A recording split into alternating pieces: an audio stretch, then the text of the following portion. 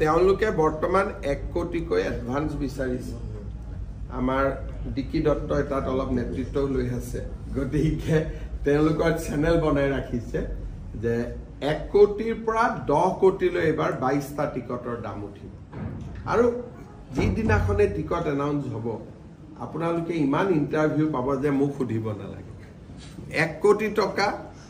এটা কেইজনমান ঘৰুৱা কথা ক'ব নাপায় মই পিছত ব্যক্তিগতভাৱে কম আৰু মই বেছিকৈ কোৱাও বেয়া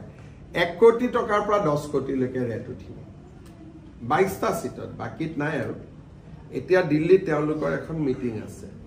তে মিটিং হলে কি কৰিব লাগে পাৰ্টিয়ে মানুহখিনিক লৈ যাব লাগে এতিয়া গৌৰৱ গগৈয়ে কৈছে যে যিবিলাক কেণ্ডিডেট বিলাকে মানুহ লৈ যাব লাগিব তানে কেণ্ডিডেটটো সকলো তুমি টিকট দিব নোৱাৰা এটা আনএথিক্যাল হল নে নাই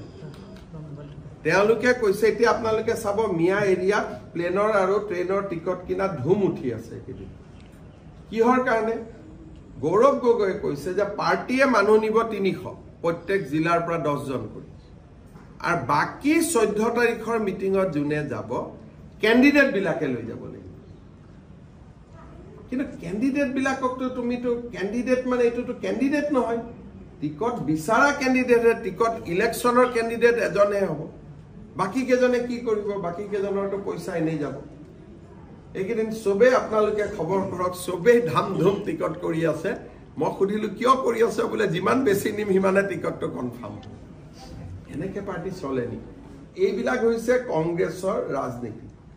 আৰু মই ভিতৰৰ কথাখিনি গম পাই যাওঁ কলে আকৌ ইনকুৱাৰী লগাই দিয়ে কেনেকে গম পালে কি গম পালে